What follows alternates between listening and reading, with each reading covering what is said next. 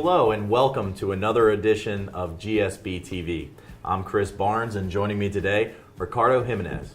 We have a great episode planned for you here, and what we're going to do is just very simply, we're going to talk about 8 things that you can do today to treat your employees just a little bit better. So I'm going to start off with number 1. And number 1 is to treat your employees as though they'll eventually be better than you. I know that might sound crazy, but go with me on this one. If you treat your employees as if they're eventually going to be better than you and that you're not so superior to them, you're going to encourage them to share their ideas. They're going to feel comfortable sharing their ideas and not just being a yes man or a yes woman. They are going to maybe even eventually be able to critique you. And that's the only way we all get better. But if you treat them as if you're so superior and they're inferior, you're never ever going to get the best out of your employees. Ricardo? Number 2 would be, to show them what it actually means to start a business. I can't stress this enough. It's very important that you expose your employees to very tough decisions and choices that you as a manager have to make, you as the owner have to make, because this is going to set them up for success in the near future, especially if they're trying to own a business in the near future. You want to make sure you're setting them with a lot more responsibility and a lot more ownership. At the end of the day, they might leave you, but hey, they're going to look back and they're actually going to appreciate what you did for them. Number 3, very simply, and I love this one, hire and fire employees based upon their attitude, not their ability. Once again, hire and fire employees based on their attitude, not their abilities. We've seen this not only in the workplace, but in sports, right? Everybody says if you have one cancer in the locker room, one bad player, you can't win. And ultimately, the workplace is no different. One of our businesses, we have an insurance business, and I always tell people, you can take a good, solid, moral, ethical individual and turn them into a great producer. But you can't take somebody who's a good producer, who's a total scumbag, and turn them into a good person. You just can't do it. So hire people based upon their attitudes, their character, not necessarily based upon their abilities. Number 4 is it's very important, and this happens in a lot of companies, is to not gossip about anyone. Gossiping is the last thing you want to do. It's very bad, especially for the work environment. Whenever someone talks about someone else or there's any kind of negativity in the work environment, it always leaves that negative vibe in the office, and it just continues to spread, and it's not good. It gives you a bad connotation. It's something that someone will never forget. If they hear that you said something about so and so, they're never gonna forget that. They're always gonna be not willing to give you information because you might say something. So it gives you a bad connotation. It's not a good thing. And honestly, my opinion is, instead of complaining about the bad, think of something that you're actually grateful for, instead of something that you're unhappy with, and share that instead of just talking to other people about other people. Absolutely. It's so bad. Yeah, and just petty, right? Right. No place for it. Yeah. Number 5 is, and this is going to sound really weird, is allow your employees to exploit you. Now, exploiting somebody doesn't necessarily sound like a good thing, but this is what I want to talk about. We're talking about allowing your employees to build maybe their business off of your network, to learn from you, learn a specific skill set, maybe even learn how you handle failures and successes within your business.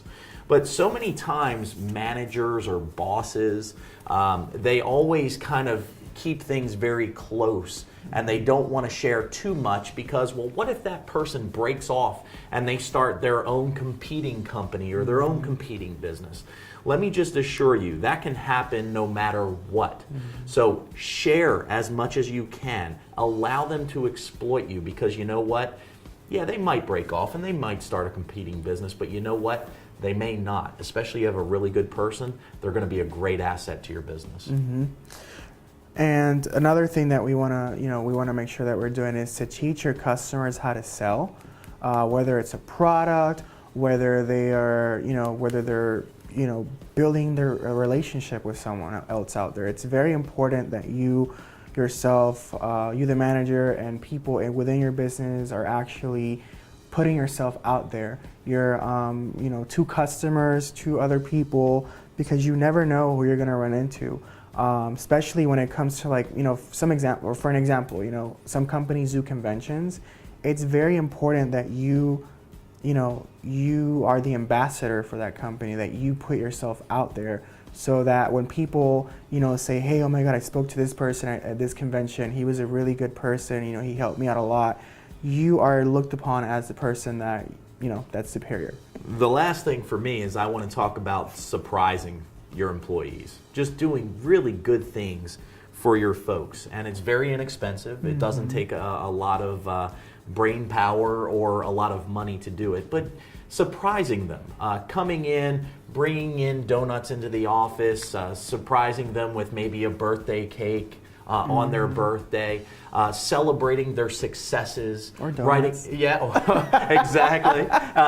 But another thing, and one of the best ones I ever heard, was somebody saying, you know what, I actually picked up the phone and called the spouse of one of my employees to tell them just how proud I was of them and what a great job they were doing at the office.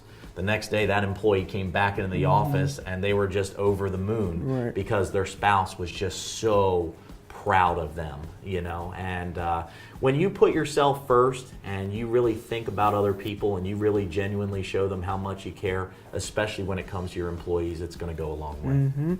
And then the very last thing is make sure that whenever there is a new product coming out, anything new that's happening within a business, make sure that you are involving everyone in the process. If you do not involve everyone, that specific person is not going to feel important.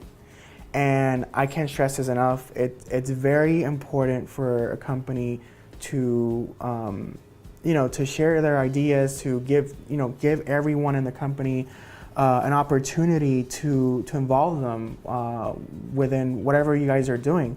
For example, if you're about to launch a new product, they might send you to a store after. To showcase a product. After you go back to the store and you come back, it's very important to show your appreciation to your team. So for example, you might give them a company t-shirt or an iPad, whatever it may be, just some thought that the employee is going to say, hey, you know what? This company actually genuinely cares about me and wants me to be a part of the team. Well, and teams win, individuals don't. They don't. So those are the 8 things, Ricardo. Anything? Yes, I wanted to share this with you because this is something that someone told me a very long time ago, and I believe it. It's very. I was like, okay, this makes sense. They told me that employees quit managers. They don't quit companies, and it's true. I mean, if you look at it there, you can look at a company on the outside and it might look great, but it's not about what you see on the outside. It's about what's inside the company, who's running the company, who's managing the company. And if you don't have good managers and if you're not treating your employees well, then hey. Yep, there it is. Well, folks, you heard it here first. We appreciate you being with us. And folks, we encourage you to come back and join us next week for another edition of GSB TV. And if there's anything at all we can help you do to help build your business, join us at GoSmallBiz.com. We're here to help. Have a great day.